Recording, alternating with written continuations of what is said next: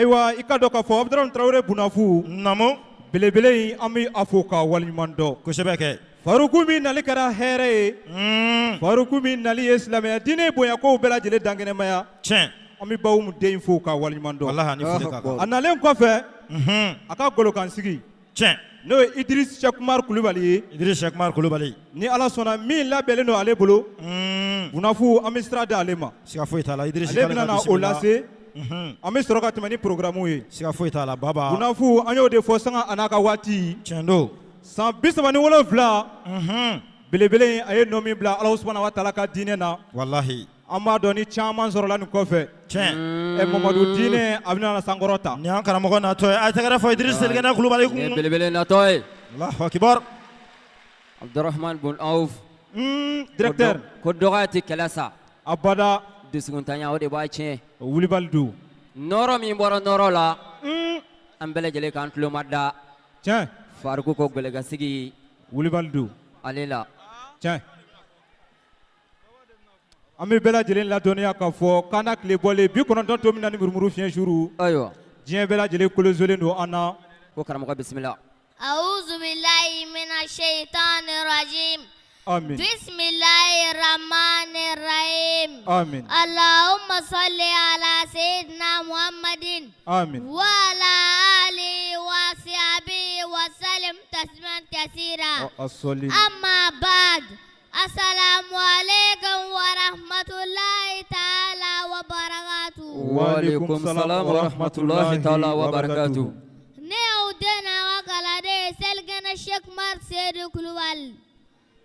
amek madonna karama folna wal madone Kulibali noy el Sheikh Umar Seydou Kulibali el Farouk amadina la fe shijan gara lagon mala bulala odana ma ya rabbi ame boy masige folga labal lamagna bela jele tien muso demzen fara magarabaga bishina mekana baga na karama baga anniversaire sangumen sojale ala nyata jirana ala sawara ta jirana amin Kulibali ala tanga barada ala mi ambokun na bisaro me an karama baga la selula ko wati ala ganne ma belbel bare ka bodona dozoro fotso ena ala masate na la sona kan karama bakun na bisaro ka bakalo la kalo soro ka bo sana ga san soro fo biama ga san bisman wo vlan veser kenadiga buyan Ruk dadala ga buyana an karama ga shingera shibara mai aga duglanela do dia sabadillela shinju tulela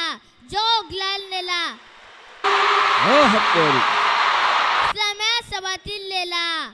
an karama ngute Islamé dame bora la to gansane an karama nale ya ke wala na jobe donala Ruk Kulibali segera chata ame dogae sijan kera lagon mara bolala odana ma san bitwan wala black chama bela bolala odama ala ga to intae ala ga yiriwa ay to ga sora rasul والسلام التكبير Allahu Akbar ثم التكبير Allahu Akbar au joyeux anniversaire au guide de la révolution Ikmaldin l'islamia ila Sheikh Umar Seydou Kulibali Farouk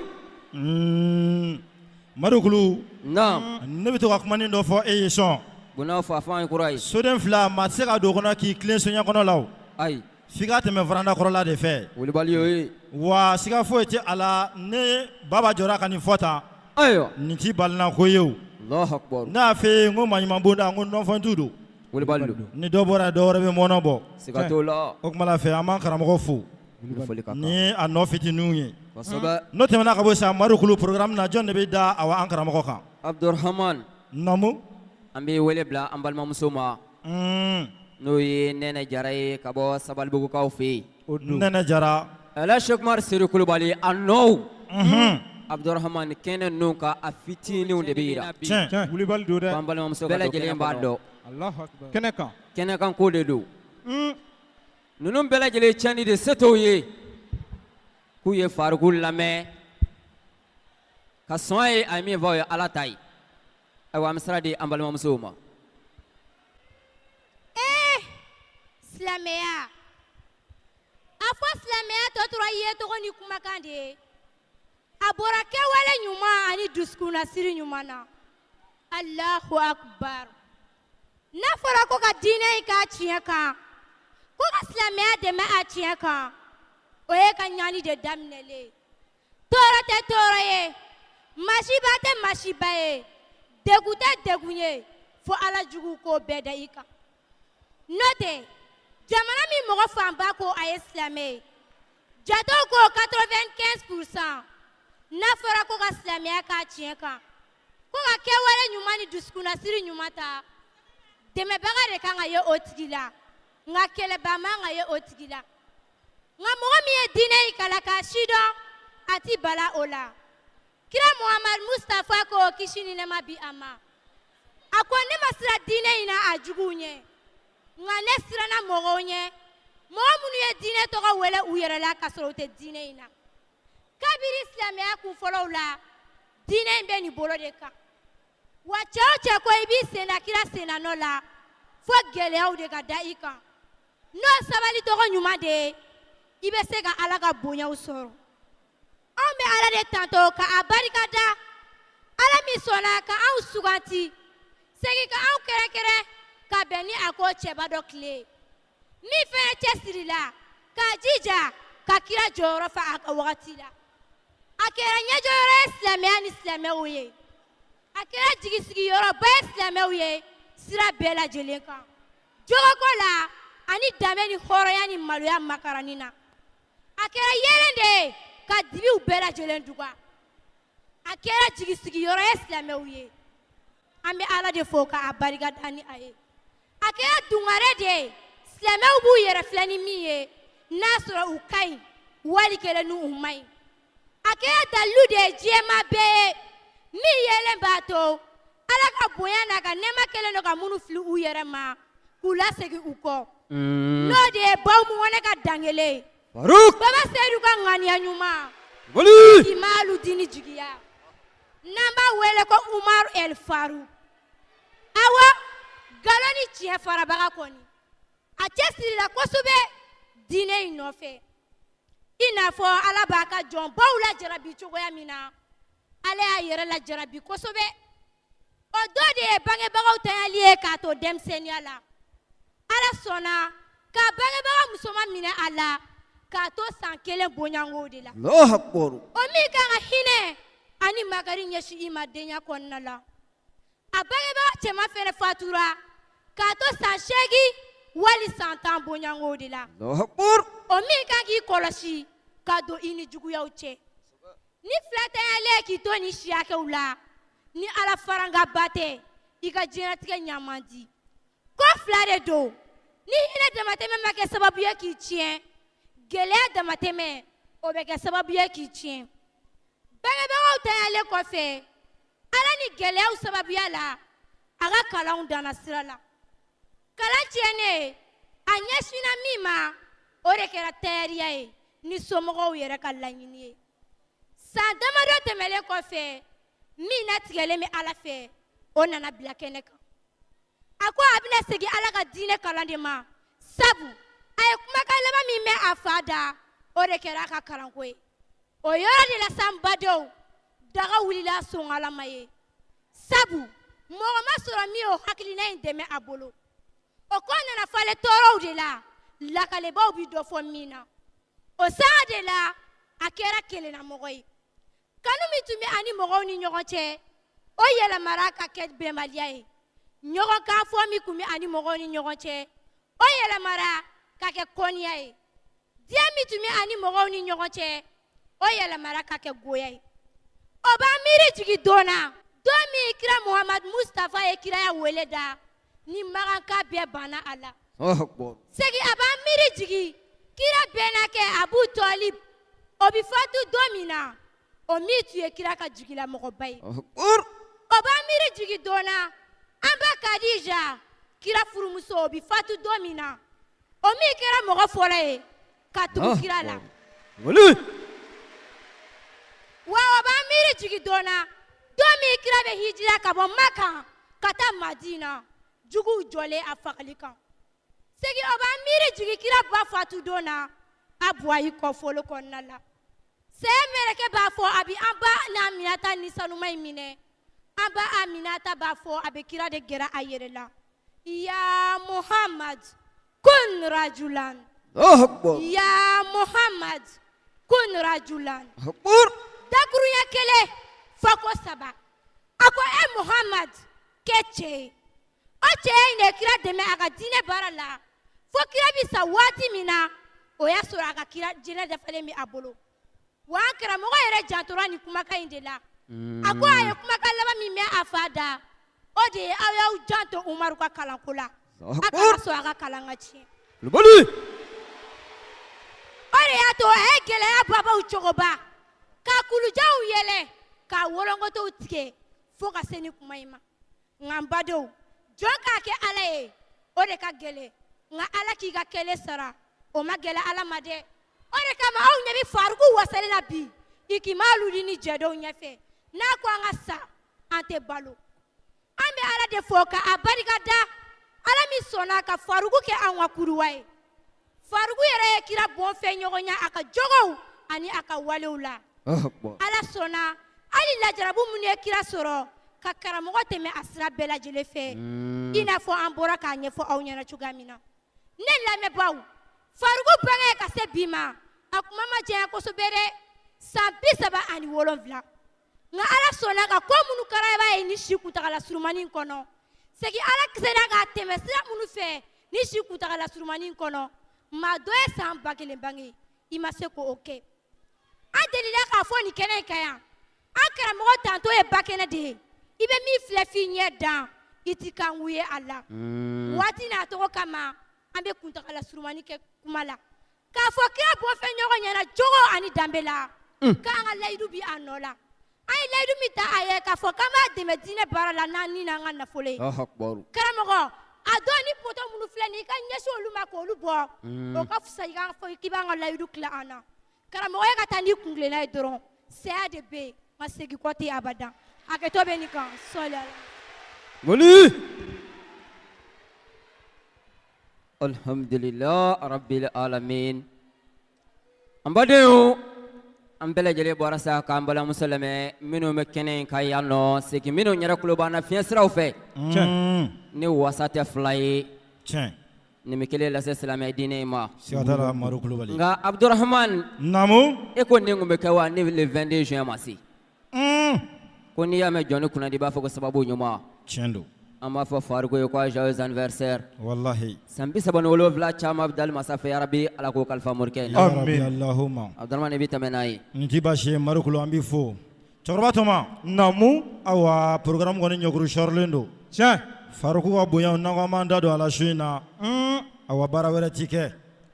sabu ka d'a kan n y'a fɔ bajiba de don n'i taara i mago ma kɛ fɛn o fɛn i b'o ta i bɛ ta k'a to a cogoya la wulibali don an y'a fɔ kuma kɔnɔ fɛnɛ nin anniversaire la worobilancila de ye tiɲɛ anniversaire yɛrɛ o ye sini wulada de ye juma mana jigin dɔrɔn an bɛɛ b'an kunsin yan de ma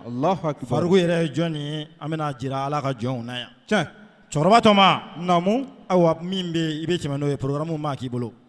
Abdurahman Tarawele Bunafu namu an ka imam camanba de bɛ an bolo kɛnɛ kɔnɔ wallahi u bɛ yan an b'u fo k'u waleɲuman dɔn fo ka taa se an ka faamaw bɛɛ lajɛlen ma tiɲɛ kabini présidence la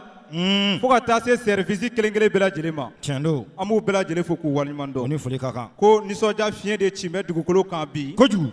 Elhaji Seku Umaru Seydou Kulubali belebele in ale ka nali san kunbɛn tiɲɛ n b'a dɔn o ye silamɛw bɛɛ lajɛlen nisɔndiya ko ye kojugu o ye Ala yɛrɛ nisɔndiya ko ye o ye kira yɛrɛ nisɔndiya ko ye kojugu k'a sabu kɛ belebele in a ma dɔn ni foyi ye fo Ala ko o dama don ani kira ta laseli jɔnw ma tiɲɛ don Abdurahman Tarawele Bunafu namu an bɛna wele bila an ka imam ma n'o ye imam Balamini Hayidara ye Balamini Hayidara ni Ala sɔnna an ka serifukɛ an b'ale wele ayiwa kɔrɔfɔ min bɛ ale yɛrɛ bolo tiɲɛ don ni Ala sɔnna ale bɛna na o lase siga t'a la i yɛrɛ y'a fɔ ko sirajan taama don sirajan taama don an bɛ sɔrɔ ka tɛmɛ ni programme tɔw ye tiɲɛ an ka imam ka bisimila belebele in san 37 o bɛna na dafa siga t'o la fiyewu Allahu akibaru ko serifukɛ ka bisimila أعوذ بالله من الشيطان الرجيم بسم الله الرحمن الرحيم آمين.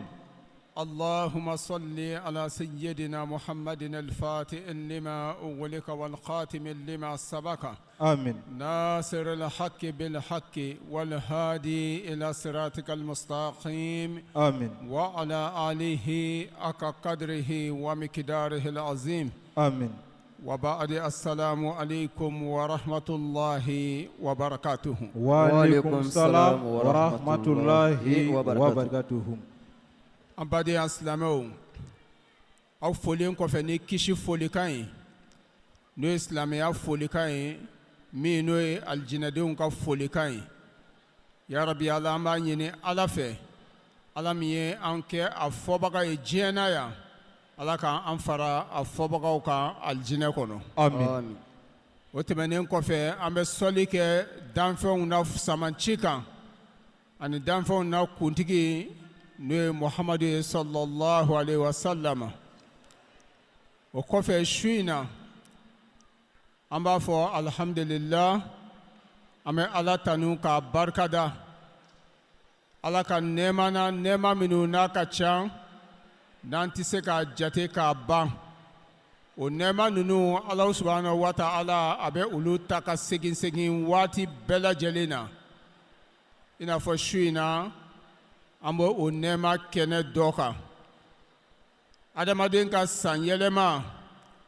nɛɛma belebele don. Ala bɛ nɛɛma min kɛ i ye, a nɛɛma a ka kan a ka barikada jɔn fɛ. Sabu adamaden si a ɛri kelen kelen bɛɛ a bɛɛ b'a fɔ jamankisɛ de don. Ni adamaden ye dugu jɛ ka bɔ sɔgɔma 5 heures la ka taa bila 6 heures du matin, o heure kelen bɛɛ b'a fɔ jamankisɛ kelen de. Ka bɔ 6 heures du matin na ka taa 7 heures la, o ye jamankisɛ kelen. Adamaden si kelen kelen bɛɛ a bɛɛ b'a fɔ jamankisɛ don. Maa kan ka kelen kelen bɛɛ barika da Ala ye ni Ala y'a d'i ma.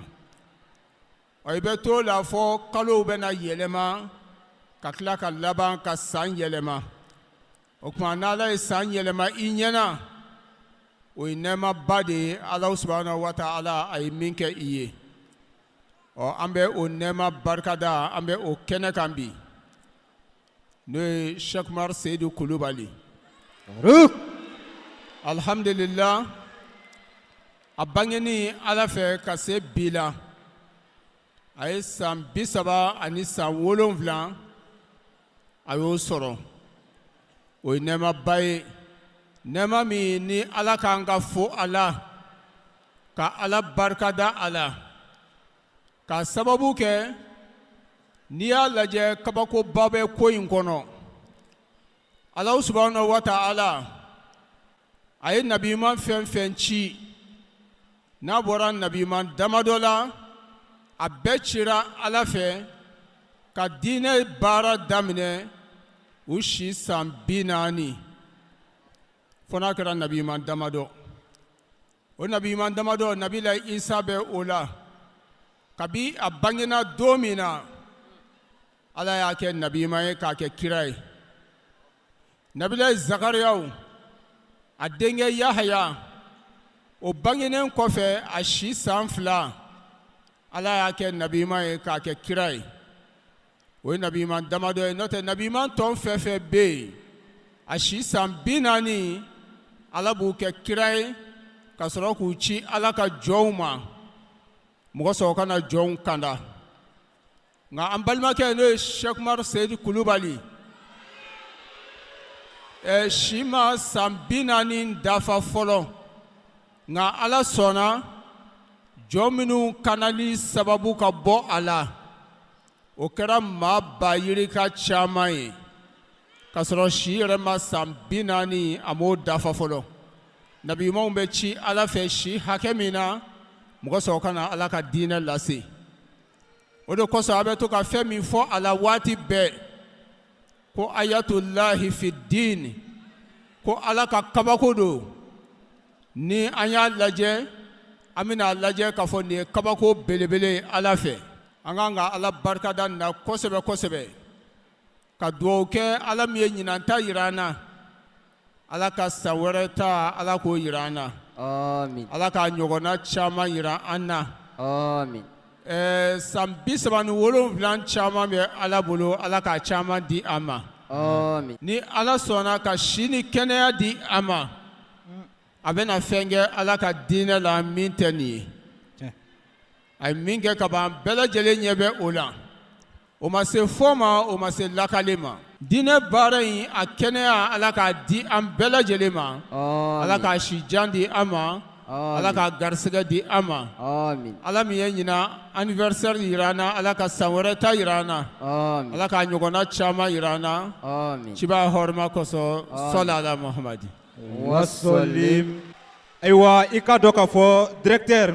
Naam. an bɛ an ka cɛkɔrɔba fo ka waleɲuman dɔn Imam. dan foyi tɛ foli min na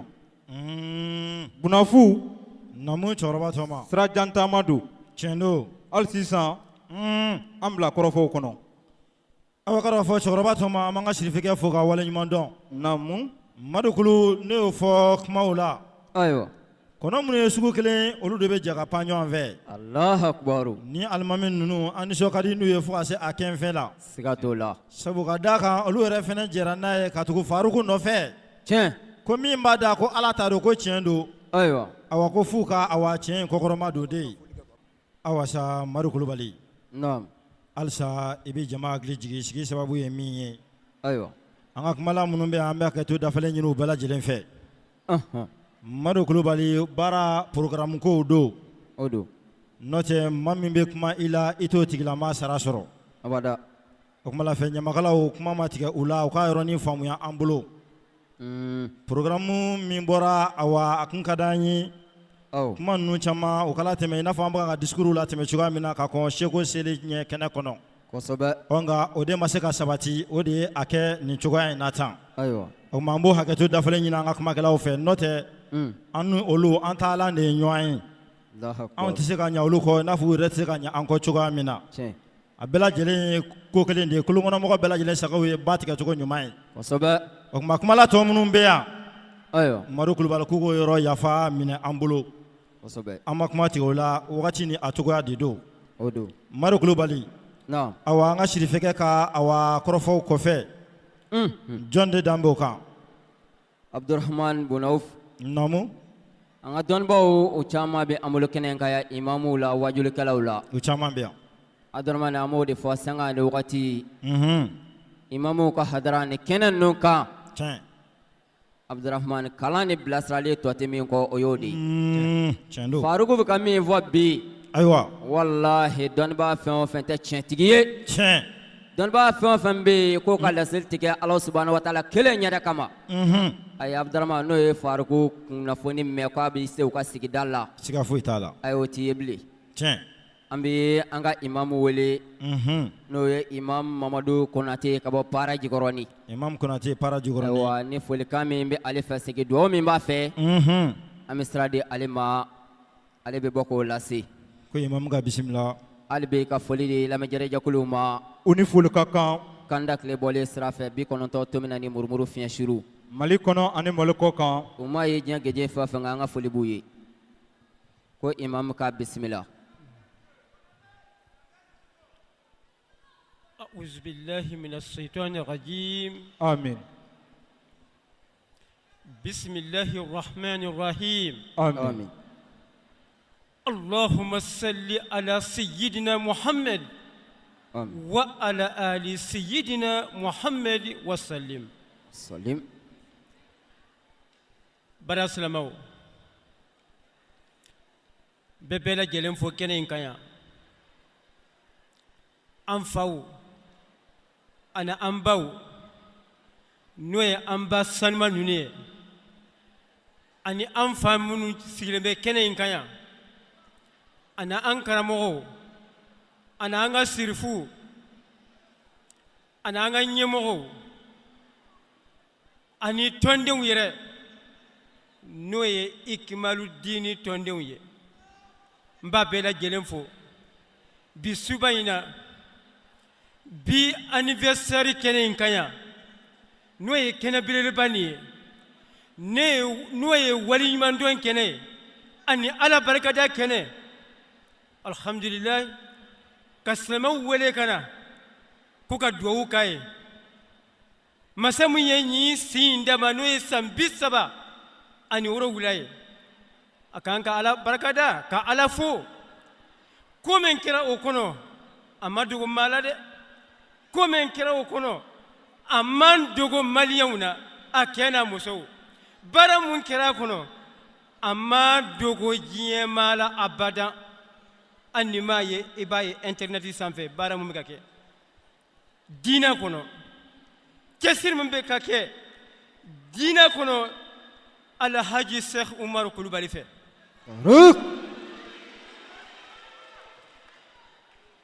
ka ala deli ala ka sija ni kɛnɛya d'a ma o tuma a y'a jija n'aw ka ni n'aw ka nafolo aw bɛ nafolo min don in da fɛ nin nafolo bɛ kɛ sababu ye sini k'aw kisi k'aw da arijɛnɛ kɔnɔ ala m'o kɛ aw bɛɛ lajɛlen kiba ɲuman faamu don sallallahu salala muhammad an bɛ duwawu ta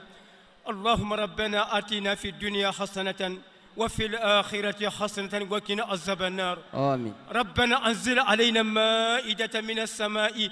تكون لنا عيدا لأولنا وآخرنا وآية منك وارزقنا وأنت خير الرازقين وأنت خير الرازقين وأنت خير الرازقين اللهم انصر من نصر الدين اللهم انصر من نصر الدين واخذ من خذل المسلمين امين يا رب العالمين برحمتك يا ارحم الراحمين سبحان ربك رب العزه عما يصفون والسلام على المرسلين والحمد لله رب العالمين آمين آمين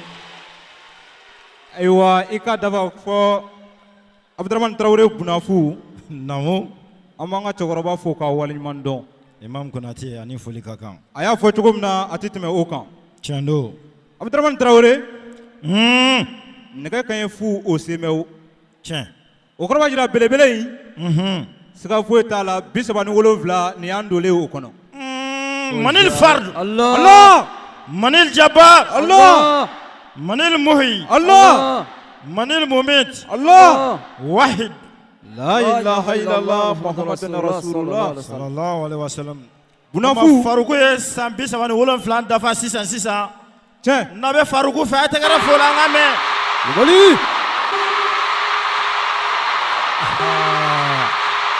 ni cogo don an b'a fɔ faruku ma ko joyeux anniversaire n'o fɔ nin kɛnɛ ninnu kan a kana aw sigi ka mɔsɔn dɛ n'an bɛ sukoya kɛnɛ kan awa o n'a cogoya don wulibali don an bɛ nisɔndiya kɛnɛ de kan an bɛ ala fo kɛnɛ kan an bɛ ala barikada kɛnɛ kan tiɲɛ o tuma la fɛ o b'i ka ni farifɔni ani nisɔndiya ye wulibali don dan foyi ti min na tiɲɛ o la sa an ti a bila da girinda la tiɲɛ bunafu an ka alimamu caman bɛ an bolokɔrɔ yan cɛkɔrɔba tɔ ma wulibali don komi programme sɛbɛkɔrɔ ɲɛkuru sɔɔrin bɛɛ tiɲɛ an y'a fɔ nin bɛɛ lajɛlen ala worobilanji la n'o tɛ anniversaire yɛrɛ yɛrɛ ye sini wulada ye juma ma jigin dɔrɔn an bɛɛ b'an ɲɛsin yan ma selifana seliw o la kɔfɛ fɛ an bɛ fɛ kuma ninnu ma kuntala surunya dɔɔni tiɲɛ o b'a to a waa caman ka se ka latɛmɛ ka bɛn waati ma wulibali don o tuma la fɛ jɔn ne dan bɛ nin kan i bɛ tɛmɛ n'o ye ayiwa Abdurahmane Traoré bunafu sandani na an bɛ wele bila imam Tamba Keyita ma imam Tamba Keyita fo lafiyabugukaw fɛ yen min bɛ ale yɛrɛ bolo kɔrɔfɔw la ale bɛna na o lase imam Tamba Keyita ni ala sɔnna ayiwa directeur ko Tamba ka bisimila ko joyeux anniversaire au guide de la révolution Ikmaldin Tamba Keyita ka bisimila alhamdulillah lazi khalaqa fasawa وقدر فهدى وشرح فهكم خلق الخلائق المهمة العبادات فقال وهو أصدق القائلين وما خلقت الجن والإنس إلا ليعبدون ما أريد منهم من رزق وما أريد أن يطعمون والصلاة والسلام على أشرف خلق الله محمد بن عبد الله طيب قلوب ودوائها والعافية الأبدان وشفائها ونور الأبصار وديائها وعلى آله وصحبه الأخيار وتابع من تبعهم إلى يوم الدين أما بعد أيها الإخوة الأعزاء السلام الله عليكم ورحمة الله تعالى وبركاته. وعليكم السلام ورحمة الله وبركاته. أمبلا مسلم وأنيا فوني الإسلامية فولي كاوفوني بالمايا فولي كاوفوني كشي فولي كاوفوني أرجون غنادون فولي كاي فولي كمن دامني إبي كشي سوري أتشمانشي إبي هنا سوري الله إبي بركة سوري على كاسباب بفرانيون كان يورا فلني أي. آمين. نانتم نعوي أنيا سنسنا على توي على ميا فلونا للبال لبا. salatu nema ni kisi anyongi na la fe ganye shin ala kiraba Muhammad sallallahu alaihi wa sallam ana so dinga ana ka sabo ani jamakulu fen fen tukara ko ni nyuma sere fukata se jondo ma ala ka kisi nema shuru uka amin ambe tanga de la ala fe ka bo shetane toroma hanna suratiya sabla ala ba fe ka kuma iga baro bara ka ka iki tanga de la ala fe ka bo shetane toroma anjara ala la ala kana janyo kana nan temna ko we kuma kan no kambolo shuna kosobe hanna soro anga imamu ya anko hanna soro kuma kelaw ya anko hanna soro kanubagaw ya anko ambu bela jelen fo ku bela jele wala nyumando ko ubarkada alha Sheikh Umar Seydou Kulubal Farouk fo ala tunga ninge wali aha fo ala tunga ninge amdala gaw goti ko fo ala tunga ninge lafiya bugu gaw goti ko fo ala tunga ninge ikamal dumun komite be goti ko fo ala tunga ninge kakaye amadoi ote fo ala mari wali alha Sheikh Umar Seydou Kulubali ali ikmal dini laydu tigu munu fatura ko laydu ka olun ni sonjalen do bi kaburu kono kuma te nyana mawma billahi Farouk ikmal dini laydu tigu munu fatura o ga laydu ka ja uyado nyana mayen kofe ja antumbe chede ko chemu mannege ama musala ka fiu wallahi olbe kaburu kono bi uni sonjalen do kateme hali kenema mago ga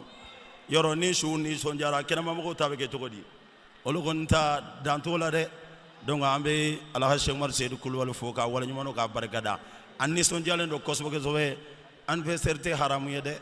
dina kon lala ala kiraba kishin nama bayi adilla ka nyame bi woro ani saba kamine ka kantige sogomada kele ninga sogo saraka mungama ka ala foka ala wala nyumano ka ala barkada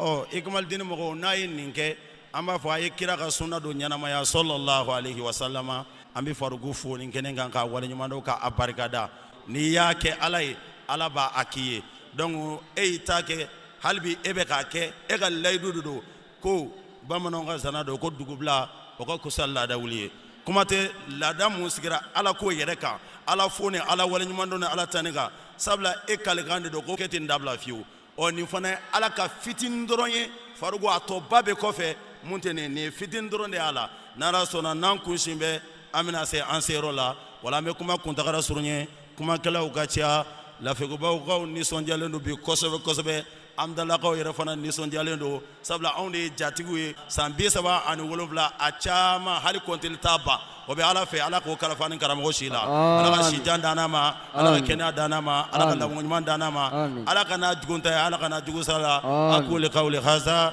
wastaghfirullah li wa lakum wa li sa'iril muslimina min kulli dhanbin fastaghfiruhu innahu huwal ghafurur rahim subhana rabbika rabbil izzati amma yasifun wa salamun alal mursalin walhamdulillahi rabbil alamin assalamu alaykum wa rahmatullahi wa alaykum assalam wa rahmatullahi wa barakatuh. Aywa ika doka fo Abdurrahman Traoré bunafu amanga imam fo ka waliman don imam Keita ni foli ka kan no imam Tama Keita ye siga foyi t'a la cɛkɔrɔba tɔma sirajantama do an bɛ tɛmɛ ni baaraw ye ni ala sɔnna Madu Kulu naam ne y'a fɔ an bɛ Faruku ka san 37 anniversaire kɛnɛ kan kosɛbɛ n'i y'a mɛn yɔrɔ o yɔrɔ ko cɛba ayiwa i b'a sɔrɔ a bɔra cɛba dɔ la Kulubali a bɔra musoba dɔw de la siga t'o la kuma dɔ n'aw ko ten ko belebelew yɛrɛ dama de bɛ ɲɔgɔn bange ni cɛba in bɔra jɔn ni jɔn na dɛ e kan hakili jigin o la dɛ Allahu akbar bunafu naamu a man di denmansa jumɛn de ye nin ka k'i den ye de wallahi o tɛ yen Abdurrahman an b'a ɲini dali masa fɛ de a k'a ka hinɛ jiri tiɲɛ hɛrɛw ba kan ba Umu Kɔnɛ Bawumu Kɔnɛ Hombol Kayiru cɛkɔrɔba ŋaniya ɲuman Baba Seydou Kulubali ba Seydou Kulubali ya Rabbi ala k'a ka hinɛ jidiw kan ya Rabbi Allahumma bunafu ko hali ni maa min ma se misiw min yɔrɔ la tiɲɛ bɛɛ lajɛlen b'a dɔn ko filɛ ni galama tɛ yen tiɲɛ don ala Sheikh Umar Seydou Kulubali a bɛ sigilan min kan bi kiraw ni nabi ɲumanw o sigira ni sigilan de kan o wulibali do dɛ wallahi ala tɛ sɔn abada denlankolo ka sigi ni yɔrɔ in na ayi abada musolankolon den bunafu n'a sigira ni sigiyɔrɔ in na ɲɛ tɛ kɔmi ka yɛlɛ k'a to yen ayi abada san 37 ala Sheikh Umar Seydou Kulubali si bɔra sisan k'o de dafa wallahi siga t'a la wallahi nin b'a yɛrɛ k'a fɔ ko Bawumu Kɔnɛ a ka muɲu n'a ka sabali a ye mago dilan ɲɛnɛmaya in ye siga t'a la fiyewu ko Baba Seydou Kulubali min miiri ni ka nata dalimasa sɔnna k'o laɲini sabati siga t'a la fiyewu tanti kango kone abi amolo kene kaya nama baw mu na ale ka fara o ban jigi sigi bama mo kone ka onu to wallahi o ka senge Allah subhanahu wa ta'ala jabi tiendo wallahi amba fo farugo ko joyeux anniversaire siga fuita la madu kula ti foka temeni kan choroba toma namu ibora ka madu kulu ka korofo men sisa tiɲɛ ni cɛ belebele in bɔra awa muso bamununu no cɛ bamununu na tiɲɛ a dɔ fɔ i ye olu la sisan wulibali don nka anw fɛnɛ b'a dɔn kɔni n'i y'a mɛn ko cɛba fɛnɛ yɔrɔ o yɔrɔ i b'a sɔrɔ musoba dɔw b'a kɔ wulibali don k'a dɛmɛ a ka mission na tiɲɛ yɛrɛden naani ani waliden naani o ye jɔnni ni jɔnni ye de ayiwa i ka dɔn Abdramane Traoré kunafu i yɛrɛ y'a fɔ cogo min na tiɲɛ cɛba bɛ yira yɔrɔ o yɔrɔ siga foyi t'aw la musobaw de b'a kɔ tiɲɛ don an ba sanuma ninnu waliden naani ani yɛrɛden naaniw tiɲɛ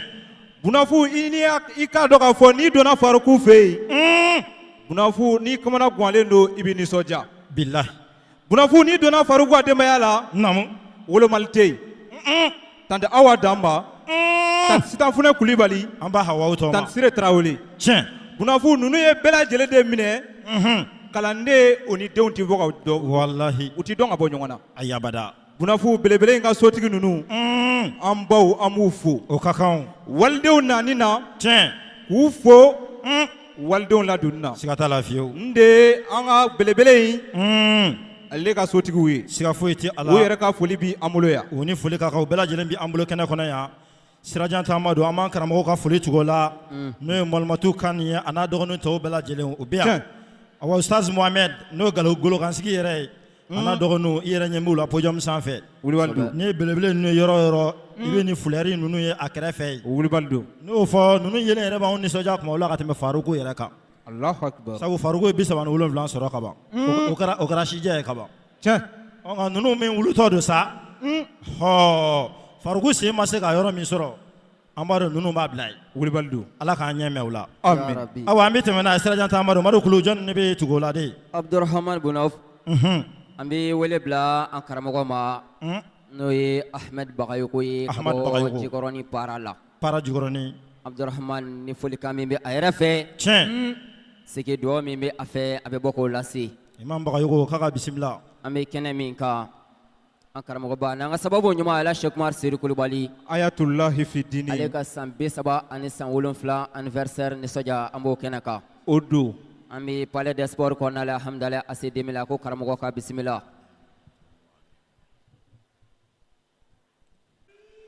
أعوذ بالله من شر الشيطان الرجيم آمين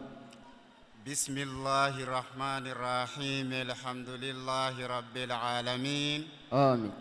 ثم الصلاة والسلام على سيدنا ونبينا وشفيعنا محمد صلى الله عليه وسلم وبعد السلام عليكم يا جماعة المسلمين الحاضرين تقبل الله عباداتنا وجعلنا من أهل الجنة وعليكم السلام ورحمة الله وبركاته أمبادين الإسلام النسو دياليندو نينغو النسو دياليندو نكنك ديمبا يدي دائما نانسرا كنك أنفر فونين بنا أنفر فونين بسجي كنين تشكين فوق تاسا دانا سلامه آية نسوديا سا التكبير الله أكبر التكبير الله أكبر أمين نسوديا كندكان نويه أنغا كراموكه الحاج الشيخ عمر كلوالي فاروق نانغوا مكو فاروق أمبالك anniversaire كندكان okuma an nisodia lendo atise ka keni nyakumu yede aman fari foni ne an jatigi kay tambaye abora ka kuma sisan ako an jatigi kay alede okuma ala ka ni sababa be amin silamew an nisodia lendo kojugu kadaka an ga shirifu ke bora ka kuma befo kuma nafamani kuma barkama an ga shirifu ke bora adasira bela jelema ako aka kuma labana ko anga sheikhu no ye alhaji Sheikh Umar Kulubali ako anga demeni an farikoloyi anga demeni anga nafoloi mawo mano be dine tien no fe a titani farikolo la baara tɛ a titani nafolo tɛ o kuma an k'an janto nin na an k'an ka seyiku dɛmɛ ni yani an ni a n'an ka nafolo ye silamɛw yiri saba bɛ diɲɛ kɔnɔ yiri kelen bɛ yen suma t'o la den t'a la wa a ka kunna yiri filanan suma b'o la nka den tɛ o la yiri sabanan suma b'a la den b'a la wa a ka timi silamɛw a bɛ kuma saba in kɔrɔ dɔn wa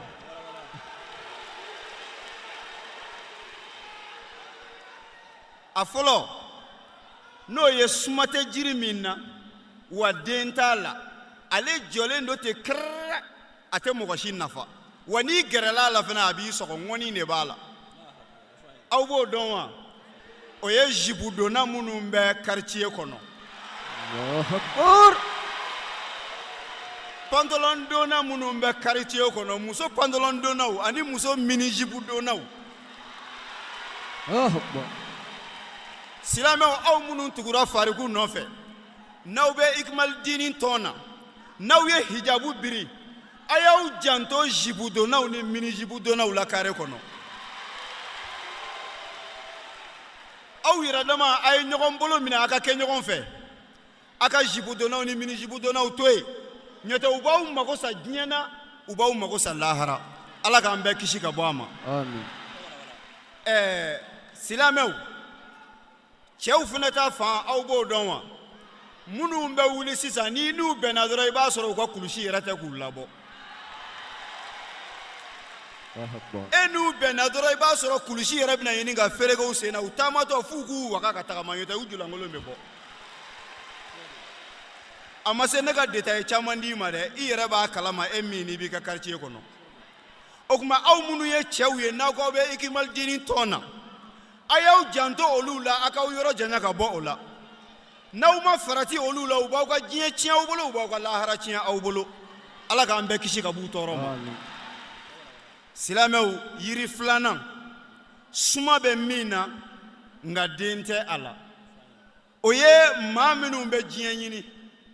nafolo ɲininaw commerçants minnu ka ko bɛɛ bɛnnen don diɲɛ ma nka lahara ko t'a la n'i gɛrɛla olu la k'u k'i jɛ ɲɔgɔn ye kuma dɔ ni nasɔngɔ t'i bolo u na to ka 1000 ni 2000 d'i ma suma b'a la nka den t'a la o b'i nafa diɲɛ na nka a ti nafa s'i ma lahara silamɛw a sabanan o ye jumɛn ye a n'a laban o de ye yiri ye yiri min suma b'a la den b'a la a b'a dunbaa nafa a b'a yebaga nafa o y'an ka dɔnnibaa baw de y'an bolo i n'a fɔ alhaji Sheikh Umaru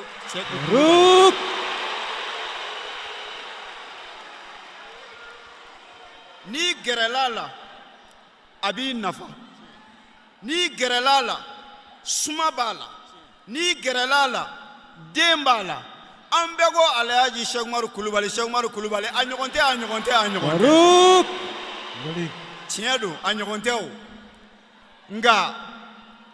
an ye Kulubali junior min ye yan su in na silamɛw Kulubali junior n'o ye san 20 san 25 sɔrɔ yɔrɔ o yɔrɔ aw bɛ ɲinɛ a fa kɔ o la silamɛw an tɛna kuma janya an ko an ka sirifukɛ ye kuma nafama ni kuma barikama bɛɛ fɔ anw ta kun ye baro damadamani ye ka mɔgɔw la nisɔndiya ka mɔgɔw fari fɔni ani ka mɔgɔw bilasira an ka ɲɔgɔn minɛ anw minnu ko an ka kiiri ka tigɛ ni kuranɛ ye an ka jɛ an k'an bolo di ɲɔgɔn ma minnu an tɔ minnu bɛ kare kɔnɔ n'u bɛ jipudenw na an ka u gɛrɛ an na k'u nɛgɛn mun kosɔn u ka bɔ o la u ka fara an kan silamɛw ala ka jɛ ninnu laban alijinɛ kɔnɔ sigi la ala kana an ka jɛ dan diɲɛ kɔnɔna ma dɛ yallahu ya rabbi ala k'an kanu don ɲɔgɔn na n'an ye ɲɔgɔn ye yɔrɔ o yɔrɔ an ka nisɔndiya ni ɲɔgɔn ye an ka fari fɔni ni ɲɔgɔn ye an ka ɲɔgɔn minɛ alahu taala ka juruba kelen na an b'a fɔ rabbana ighfir lana zunubana wa israfana fi amrina وثبت أقدامنا وانصرنا على القوم الكافرين بجاه سبحان ربك رب العزة عما يصفون والسلام على المرسلين والحمد لله رب العالمين آمين الحمد لله رب العالمين أيوة يكادو كفو عبد الرحمن تراوري بنافو ne amanga imam fo ka waliman do dan foiti fulumina bagayogo ani foli ka kan awa kado ka fɔ cɛkɔrɔba tɔma namu sirajan taama do an b'an sago sago wulibali do maula ni ko nisɔndiyabaatɔ ma k'a ka tasuma fa n'a daji ma fa a nunji b'a fa tiɲɛ o ma an bɛ nisɔndiya kɛnɛ de kan n'an faratura k'an t'an dusu fɛ yan bi kɔni n b'a f'i ye a tɛ ɲa koyi an bɛ dɔɔnin de fɔ su in na tiɲɛ k'a tɔ bila sini wulada la ni ala sɔnna marikulu tari o tɛ de o don su in na ta taara worobinajila ye wa o y'o ye sini juma seli kɔfɛ de Abdurrahman anniversaire yɛrɛ yɛrɛ an b'a daminɛ ko ça ce n'est que le début du commencement c'est ça siga t'a la daminɛ bali daminɛ cɛkɔrɔba tɔma jɔn de daminɛ kan de abdurrahman tarawele bunafu imamu caman de bi yan ayiwa ni ala sɔnna tiɲɛ nin kɔfɛ an fa ani an ka imamu n'o ye imam abdurrahman jara ye n yɛrɛ tɔgɔ ma ka bɔ bakɔjikɔrɔ aseyi la aseyi la ni ala sɔnna an bɛna ale bisimila tiɲɛ min bi ale yɛrɛ bolo ni ala sɔnna ale b'o lase. C'est toujours dans le cadre de la 37e anniversaire du guide de la révolution Ikmaldin. Ayatullahi fi dini. Allah Sheikh Mar Seri Koulibaly. Mpamuru foshide. Imam ka bismillah.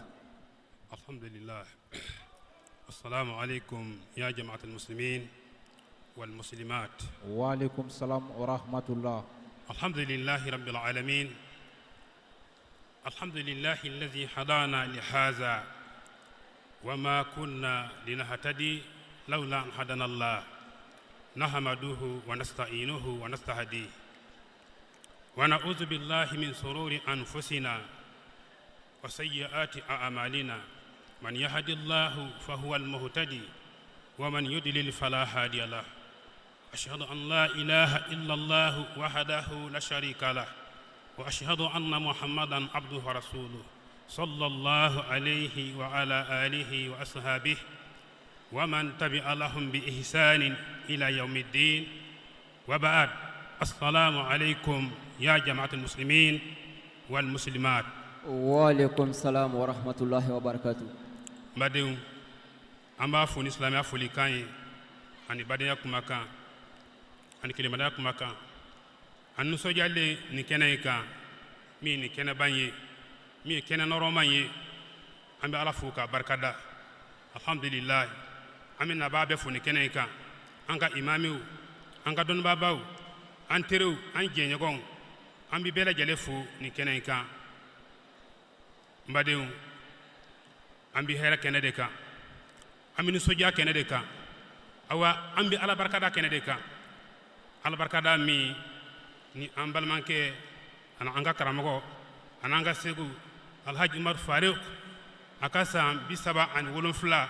o anniversaire an b'o kɛnɛ de kan wallahi an nisɔndiyalen de don nisɔndiyali la tɔtɔ min kɔfɛ ka d'a kan an karamɔgɔ a ye baara min kɛ diinɛ na an ma dogo wallahi an ma dogo diɲɛ fan si an bɛ alahu fo k'a barikada ka dugawu k'a ye ka dugawu ɲin'a fɛ nin kɛnɛba in kan an ka seguba in an nisɔndiyalen don nisɔndiyali la tɔtɔ min kɔfɛ ka d'a kan a ye wulikajɔ min kɛ nin diinɛ in kɔnɔna na ni diinɛ laseli ye ka silamɛw kanda ka taa ala ka siratigɛ ma wallahi an nisɔndiyalen don nisɔndiyali la tɔtɔ min kɔfɛ an ka karamɔgɔ in an b'a dɔn wallahi n'a ma nin kɛ o de bɛ bali an na ala barikadabaga de don hɛrɛ waati nɔgɔya waati gɛlɛya waati an b'a dɔn ni ala barikada de waati sanga ni waati bɛɛ lajɛlen ni kɔrɔla b'a fɔ an ye la in shakartum la azidannakum wala in kafartum inna azabi la sadid wallahi an ye karamɔgɔ dɔn ni nin de ala barikada hɛrɛ ani hɛrɛ tɛna an ka serifu bɔra ka min fɔ o de si ye sanu de wallahi si ye jama de kalo kelen san kelen si sanu de jama de don ka ala fo ka ala barikada ko ala ye san yɛlɛma diya wallahi an bɛ karamɔgɔ fo ka barikada k'a dɔn nin ye hɛrɛ de ni ala barikada de awani di ala barkada foy to ko fe fo jidi ay ala deli san bisabani wolo fla chama bi ala bolo ala ko di ankara mo ma amin san bisabani wolo fla chama bi ala bolo ala ko di ankara mo ma amin anga karamo ko doni mi atlame odi akono jeleni do wallahi abibe ka herafe atlame abibe ka kanda fe wallahi karamo ko amba fuka barkada kada aka cesirika aka konanjeya ka aka wilka joka atlame ka din ala ka dinen lase a 100% atlame amba fuka barkada ambi bokuma nanimi odi ala sallallahu alaihi wasallam ako khairukum man ta'allama alquran wa 'allamahu mawna so herma de majumaye atlame ministre de dowa ay wartiki bawde dowa ay mawna so herma de majumaye khairukum man ta'allama alquran wa 'allamahu mawna so herma de maye mogomi alaka qur'ana bayndo katlaka ala jown la dunya la ha odi mawna so herma wala atlame anga segu bayi anga ustadi min wulaka jol alaka qur'an abanye ka ko fa nyebe kaye wallahi malite afriki be nyebe atlamew karamo amba fa ay baraminke mamadi ka nyononke dina konnana wallahi mamadi ka nyononke amba fuka barkada ni kenenka sija ani kenaya ala ko di anama amin sambi sabani golon fla chama be ala bolo ala ko di karamo ma ya rabbi ala ko di karamo ma akala yini mi ni dinay kortalla ala ka dinay la korta ala ka dinay sangorta ala ka dinay sabati ala ka seyorola ala ya la yini yoro minna karam ko ya la yini yoro minna ala ka seyino ambi gol kuma nan mi duwaye ka duwo kay ka duwo nyina fe ni kene bayka si jani kene ya ala ko dan karam ko ma ala ka na kanda ala ka demaya ka sagoy ala ka duwo mine fa assalamu alaikum wa rahmatullahi ta'ala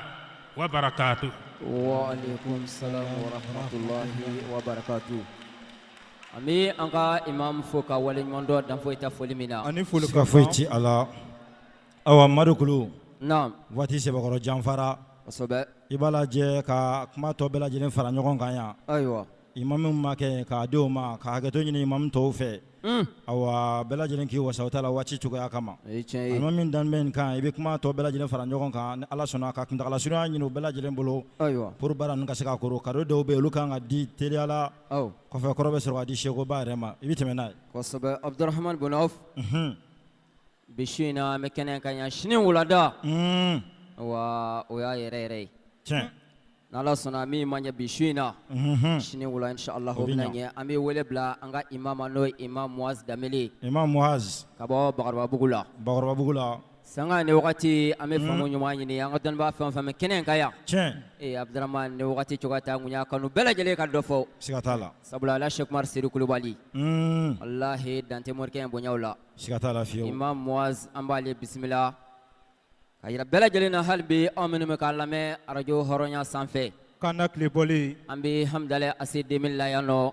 Tiɲɛ don. Madukulu alimami ka kɔrɔfɔw kɔfɛ. Ayiwa. An y'a fɔ nin ye a ɲɛbila ye. Cadeau caman na bɛn an bɛna minnu di su in na ka kɔn sini cadeau di ɲɛ. Alahu akbar. Alimami ka kumaw kɔfɛ an n'o tugu a la. Ko imam ka bisimila. أعوذ بالله من الشيطان اللعين الرجيم آمين بسم الله الرحمن الرحيم آمين والصلاة والسلام على أشرف المرسلين آمين محمد رسول الله صلى الله عليه وسلم وسلم وبعد السلام عليكم ورحمة الله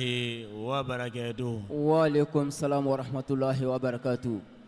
أم بدأ الإسلام بلا جلين فو كابلا جلين بركاته dakurunya kelen ne kisi foli ye ne ala barikada foli ka ɲini setigi ala fɛ sijan ani kɛnɛya ani labanko ɲuman ala k'o di an kelen kelen bɛɛ lajɛlen ma ala k'an sigi ko ɲɛnen kunna ala kana an sigi ko tiɲɛnen kunna ala k'o kɛ a kɛ alaya kama ala k'o ka kira bonya kama sɔli ala muhammadin wasolim n'o bɔra yen an bɛ an karamɔgɔw fɔ k'u barikada kɛrɛnkɛrɛn ma an ka sirifikɛ n'o ye imam ba lamini hayidara ye an b'a fɔ ka barikada a ye dugawu min kɛ ala ka dugawu minɛ an kelen kelen bɛɛ lajɛlen amin ani an ka dɔnnibaa bɛɛ mɔgɔ o maa n'o bɛɛ nɔ dɔnnibaa la an b'a bɛɛ fɔ ka barikada n'o bɔra yen an bɛna ɲɛsin an yɛrɛw nakun ma n'o ye diinɛ faamuyaba ye n'o ye wajulukɛlaw olu fana wajuba ye faruk fasihu lisani wahidul asri bali bi cɛ min b'a la n'a kelen pe wulilen don k'i jɔnɛ diinɛ ye hali n'a mɛn bɛn maa bɛɛ lajɛlen ma o la n y'a fɔ a ye n ko rasulillahi sallallahu alaihi wasallam cɛ kelen min b'a la n'ale ye alakira muhamadu kɛ ciden wa ba kan ka diinɛ in lase a lase cogo ma n'o ye faruku ye an b'a fɔ k'a barikada cɛsiri ani jija min bɛ a la hali bi a ka dɔ fara a kan fɛn fɛn b'a jɛ a ka bɛɛ lajɛlen mɔndɔ kɛ a fara a kan a fanga ala b'a di a ma an sigimɛna a ye o tumana an bɛ ala tanu k'a barikada ala min sɔnna ka bi jira e ni ne la k'a sɔrɔ an bɛ sanu di ala ma k'a sɔrɔ an bɛ wari di ala ma latigɛ don a kɛ di ala ye cogo min na a y'a kɛ ten faruku ka anniversaire an b'o kɛnɛ min kan n'o ye a kɛ san 37 ye hakilimaw a ye to an ka miiri maliyɛnw kɛrɛnkɛrɛnma an ka kodɔnnaw ko diɲɛ latigɛ k'o kɛ nɔgɔ mali latigɛ ye o tumana maliyɛnw a y'a kun kɔrɔta a kɛ faruku lajɛ faruku min b'a la n'a kɛ waajulu fɔlɔ kɛnɛ sigi n'o bɛnna 2003 ma o ne ɲinɛnjɛ o ye san 15 ye cɛ min b'a la n'a y'i cɛsiri san 15 kɔnɔ k'a sɔrɔ a mɛ 40 dafaba n'i y'i kun kɔrɔta ka terrain kɔnɔ lajɛ su in na dɔma minnu bɛ tɛmɛ n'i y'i kun kɔrɔta ka taa terrainw na ka taa terrain jamaw lajɛ k'o bɛɛ lajɛlen fara mɛ ɲɔgɔn kan maa dɔ kama maa min b'a la ko a mɛ san 40 dafa fɔlɔ o ye kabako ye o ye miiriko ye mɛ hakilima de b'a dɔn maa min b'a la n'o hakili ye baara kɛ ala kɛ nɛɛma ani kisi a k'o kɛ alakira muhamadu ka sallallahu alaihi wasallam ani a sodunkew amadenw o kɔfɛ alakira muhamadu sallallahu alaihi wasallam a b'a fɔ an na kɛ el ulama o warasatu anibiya ye ko dɔnnibaw k'olu ye nabiɲumanw tiɲɛ tabaw ye nin ye tiɲɛ ye dɔnnibaa jumɛn anw bɛ se k'o fɔ sisan k'a fɔ k'o ye nabiɲuman tiɲɛ tabaa ye n'o ye alakira muhamadu ye o ye faruku de ye siga da bi na fewu i kɛnɛ jɔrɔ k'a fɔ faruku k'a fɔ faruku ko alakira muhamadu ko ale y'o tiɲɛ tabaa ye o kɛnɛ jɔnji jɔrɔ ni hakili jagabɔ dɔrɔn i b'a ye fɛn min bɛna fɔ i n'a fɔ kodɔnnaw b'a fɔ an ye ko warisa el faruk nabiyillahi karim faruku kɛrɛnkɛrɛnma e ye alakira tiɲɛ ta n'a fɔla ne maa min ne sitanɛ seli la i ni bi tiɲɛ ko mun na ko a fɔla ko faruku ko a ye alakira tiɲɛ ta yala ko sirifi don wa ayi o tɛ yala ko arasi jumɛn don ayi a jamu ye kulubali mɛ a ye alakira tiɲɛ ta ne mun ye fil mawludi yawman faruku ani alakira muhamadu u bangena ka bɛn don kelen ma le 22 juin min n'o bɛ fɔ an fɛ 6 mois o min fɔ an fɛ ko a bɛnna ntɛnɛnsu dɔ de ma faruku bangena ntɛnɛnsu ka bɛn su 2 heures de ma silamɛw hakilila jagaw ko ye alakira muhammad sallallahu alaihi wasallam a fana bangena su fɛ de kodɔnna dɔw ko k'a bangena ka bɛn su seli fana de ma wa an karamɔgɔ a kɛ piège dafalen bɛ yen nɔ min b'a la o ye su 2 heures de ye a ma sɛbɛn dɛ a bɛ kɛ tuma min na a tɛ sɛbɛnni dɔn ale nɔ tɛ ala de y'a kɛ i kɛnɛ dimi an bɛ sira fɛ an bɛ na faruku i ni ce hali bi i hakili jagabɔ i ka baara kɛcogo ɲuman na i k'a kɛ anw minnu min kɔ an seko ye min ye an b'a kɛ faruku a ye alakira muhammadu sallallahu alaihi wasallam a y'a tiɲɛ ta ne mun ye yotman yatimɛdenya alakira muhammadu sallallahu alaihi wasallam a m'a fɔ a ye a m'a dɔn a tɛ a dɔn mɛ ala ma sɔn k'o kɛ faruku la mɛ ala ye jumɛn kɛ a la bɛɛ n'i kɛ lajarabi cogo don ala ye a ba bɔ sɛ la a tɛ a ba dɔn faruku bangena 81 a ba fatula 82 a t'a ba dɔn dɛ e y'i ba dɔn ne ye n ba dɔn o tuma na ala ye a lajarabi ne o ye ne bandenya ye o tuma na a ka si min o kɛra kɔnɔnaguwan ani miiriko de ye maa tɛ jigida yɔrɔ min dɔn da la k'a fɔ faruku baga saya don a fa miirila a kasi la a ye sin kasi ka den in filɛ k'a kasi ne mun ye a ba ko donna n'a k'a to niveau min na mais ala tɛ kɔrɔtɔ a tɛ bileke min kɛ di ala ye a b'o kɛ ten o tumana Faruku a ba kun na a la a san kelen a t'a fiɲɛ dɔn a t'a diya dɔn o ye ba in sɔrɔ san 25 kodɔnnaw bɛɛ lajɛlen ye min fɔ an ye hakilimaw o de sigilen filɛ an kɔrɔ silamɛw ala y'a to a kɛ ala kelebandiya la kana Faruku kana lamɔ makariko ani hinɛ na mais ala tɛ bileke abada o la kodɔnnaw b'a fɔ ko sɛfan min n'a tɔɔrɔna ko a bɛ kɛ donikɔrɔ ye ka diɲɛ lakunu ko saraka jugu bɔla ka saraka tɛ se k'a ci abada n'o tɛ Faruku n'a sɔrɔ la ko e tun bɛ se k'o ci e den ma e tun bɛ sa e tun t'i bi jɔn k'a lakale ala y'a ka baara tɔ kɛ a ko a mɛn ban ko Faruku ko n t'i to yen n b'i ɲini ka tila k'i tɔɔrɔ k'a lajɛ n'a sɔrɔ la i bɛna ala bila ni ka mɔɔw ta ni ka diɲɛ ta ala nana mun kɛ Faruku ma min na a si sera san tan ma n'o ye Musa minɛ san ye 91 a fa a wulila k'a bɛ taa faso la a taatɔ a ye ladilikan jumɛn di i n'a fɔ an balimamuso bɔra ka min fɔ a ko a y'a hakili to Umaru ka kalanko la a ye kuma kuntigɛ de a b'a fɛ k'a fɔ de a y'a hakili to Umaru ka kalanko la ko dɔnnibaa don mais a y'a kuntigɛ ko kodɔnnaw k'u hakilila jagabɔ a tɔ la ko a y'a hakili to Umaru ka kalanko la cɛkɔrɔba t'a la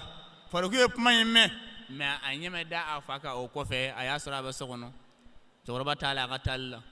o 91 kelen in na ala ye Faruku fa minɛ a la k'a sɔrɔ a si bɛ san 10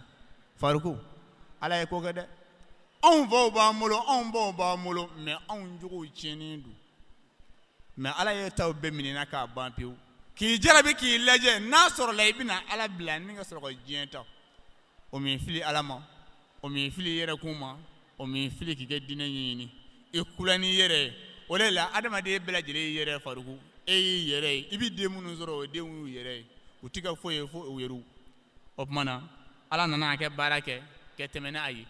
o tuma na Faruku ala nana jogow caman dafa e la i n'a fɔ ala ye jogo minnu nafa alakira Muhamadu sallallahu alaihi wasallam o jogo dɔ ye jumɛn Faruku jogoba 6 ka se 7 ma a jogo fɔlɔ alakira Muhamadu a sabalilen kun don Faruku ala ye sabali min d'e ma i b'a dɔn i ni maa tɛ se ɲɔgɔn ma e de y'a fɔ anw ye ko jikɔrɔnin bɛɛ ko ka bɛɛ ɲininka n'a sɔrɔ la ko maa min ye jogo jugu dɔ e la o sabali dan sa dɛ n'o tɛ k'a fɔ ko e kɛ bisa jogo juguya ma wala ko i b'i siran ɲɛ o tɛ dɛ i b'i siran ala de o de ye k'a to yen nɔ o tuma na kira sabalilen kun don Faruku ye sabali la o filanan ye jumɛn ko ala kira ko danaya maa kun don danaya tɛnkuna cɛ min na Faruku o ye o de y'an da i la san 30 ani kɔ an tuguli nɔfɛ kɛ i dɛmɛ o kɔfɛ Faruku yɛrɛmajigin o ye kira jogo dɔ ye Faruku e y'i yɛrɛmajigin kɛ bɛnɛ mɔgɔw ye o la alakira Muhamadu sallallahu alaihi wasallam a ko man tawadɔ rafahullah ko ne maa min y'a yɛrɛmajigin ko ala b'o tigi kɔrɔta Faruku n ko ala y'e kɔrɔta e b'a fɛ ala k'e bila min ba t'i bolo fa t'i bolo mais ala mɛ bandanya kɛ k'i kɛ jɛnatigɛ tiɲɛ den tan ani kɔ muso 3 e kelen y'o bɛɛ lajɛlen sɔrɔ nafolo tɛ yen min dɛn bila e b'a fɛ mun de kɛ k'i sa batugu dɛsɛna min na e y'o kɛ Mali ala ni ce Faruku diɲɛ de bɛ taa ta a kɛ di ala ye cogo min na a b'a kɛ ten o kɔfɛ ani fɔnisiriya Faruku fɔnisiriya dan ye e ta ye mɔgɔw bɛ min ye o ye ka nafolo bɔ k'a di maa ma k'o ye fɔnisiriya ye non o tɛ ne ka faamuya ni n ka kodɔn ye min yɛrɛ na o tɛ fɔnisiriya ye fɔnisiriya ye jumɛn ye Faruku e y'i jogo dilan ka tila k'i kɔfilɛ ka cɛkɔrɔbaw lajɛ k'olu hinɛ minɛ ka musokɔrɔbaw filɛ k'olu hinɛ minɛ ko ala ye bandanya ni fandanya min kɛ e la minnu baw n'u faw bɛ n'olu si jɛlen don n'u ye jogo juguya ka sɛgɛn a la ka tila k'u denw bila sira kan k'e b'u denw dilan k'o d'u ma Faruku a bɛ fɔ ne ma ko fɔnisiriya cɛkɔrɔba joli de bɛ yen ne e y'o ka du dilan ka di a ma k'o denmuso dilan ka di a ma k'o denkɛ dilan ka di a ma o ye cɛkɔrɔba joli de ye cɛ joli joli bɛ yen n'i y'o muso sama ka bɔ jɛnɛya la ani kolankolon caman na k'o dilan k'o d'o ma Faruku i tɛ sunɔgɔ o la ne k'i ma n ko jɛnɛtigɛ bɛɛ n'a sɔrɔ mɔgɔw mago bɛ mɛlɛkɛ la k'a ɲini k'a ye n k'u ka na e fɛ yen n k'e ye mɛlɛkɛ de ye maa caman bɛ yen o bɛ perese e kɛ so t'a la ni taara faruku fɛ yen a dɔ la n'i mɛ ɛri 3 ni ɛri 4 kɛ i t'a ye o bɛ mɔgɔw kamana gan n'o ko bɛɛ n'i kɛ faamuya cogo don maa min bɛ si a ɲɛna a tɛ sunɔgɔ n'a y'a da k'a bɛ miniti 2 min sunɔgɔ a y'a to a k'o kɛ o waati i kana perese bɛɛ n'i wuli waati don wa bɛɛ n'i da waati don faruku o fonisiri o de y'an da i la o kɔfɛ i ye tiɲɛtigi ye o kɔfɛ e faruku e b'i yafa e de y'a fɔ bɛɛ lajɛlen ɲɛna tuma min na nkalon dal'i la i ko cogo di i ko ne maa min ye fana ne k'i banɛ nin ko n'a tigi dɛsɛna pewu kuma na k'a ka wuli ka b'u kɛrɛfɛ k'an ka sabali e nɛnibaaw kɔrɔ kɛnɛ maa bangena ka na diɲɛ na k'i b'i nɛni o tuma na an bɛ kuma kuncɛ fɛn jumɛn kan jamiyatu ikmaluddin tɔn mɔɔw a ye to an k'an kun kɔrɔta a ye to an k'an yɛlɛ an ka dɔnniba in lajɛ ala ye faruku a kɛra jumɛn lakari kana lakum fi farukh uswatun hasan ala ye faruku kɛ ladigilifɛn ɲuman de ye k'a jira diɲɛ bɛɛ la kasatan jamiyatu ikmaluddin a n'a kanubaw a ye to an ka faruku ladege jogo ɲuman la a ye to an ka faruku ladege mara cogoya la ani adamadenya cogoya la ikmaluddin a ye to an k'an ɲɛ yɛlɛ dɛ alaykum bitaqwallah n b'aw ma ni ala y'an siran ye faruku bɛ kan ka ala y'an siran min fɔ an ye a ye to an ka sira ala ɲɛ a ye to an ka tugu ala kɔ a ye to an ka hakili to kuranɛ na a ye to an ka hakili to an ka layidu la n'o kuranɛ aya ye o de ye jumɛn a ye to an ka miiri ala ko ya ayyuhal ladzina amanu la takunu allaha war rasula ala ko cogo di ko layidu min n'o b'an ni ala cɛ kumakan min n'o b'an ni ala cɛ ko an kɛnɛ an ka layidu kanw janfa o kɔrɔ de an kɛnɛ janfa ta k'ala sɛgɛrɛ ani alakira muhammadu sallallahu alaihi wasallam an ka hakili t'o la o tumana e k'a lajɛ tɔn kɔnɔ jɔyɔrɔ jumɛn bɛ e la n'i ye tɔn na journaliste ye e jɔyɔrɔ ye min ye i jɛ ye k'a dafa n'a sɔrɔla e ye ko labɛnna ye i jɔyɔrɔ dafa n'a sɔrɔla e donna tɔn in na k'i ye karamɔgɔ de ye karamɔgɔya jɔyɔrɔ i jɛ ye k'a dafa i kɛnɛ kɛ layidu janfa i kɛnɛ kɛ layidu tiɲɛ n'i kɛ layidu tiɲɛ i kɛ hɔrɔnya bɛ maloya i ma o tumana an seko a n'an damajɛla ye min ye waati surunya kama waati koronnen don kojugu an bɛ hakɛto ɲini bɛɛ lajɛlen fɛ k'a jira an karamɔgɔ la ko hali bi a cɛsirilen don an b'a fɔ ko hali bi a ka dɔ fara a kan ka tila ka sijan ani kɛnɛya ɲini ala fɛ ala k'o di an ma amin a kɛ laɲini sɔn yɛrɛ ma ala k'a bɛɛ lajɛlen dafa amin a kɛ mara ala k'a kɛ a sago ye amin ala k'an bɛɛ lajɛlen kɛ mara k'an sago ye amin an ka ɲɛmɔgɔ n'o ye président ye Adama Dɛmɛrɛ ala k'a mɛn a kɛ mun ɲɛmɔgɔ la amin kanu min b'an ni ɲɔgɔn cɛ ala kɛ kanu ye ala k'a jiidi amin an ka tɔn ala k'a sabati amin ala k'a sabati amin faruku ka san min na ni ala y'o jira an na o b'a sɔrɔ 20 mars an b'o ɲɔgɔnna 2 de fa an ti k'o kɔnɔ abada ala k'o k'a ɲɛna ko yarabi tɔn in ala k'a sabati maa o maa n'i ma tɔn in faamu na i ka n'a sɛgɛsɛgɛ i b'a dɔn k'a fɔ fɛn min don mais n'e ko e bɛ don a juguyali la k'i ti jɛn n'a ye fewu an b'a ɲini ala fɛ ala ka hakili ɲuman d'i ma hali bi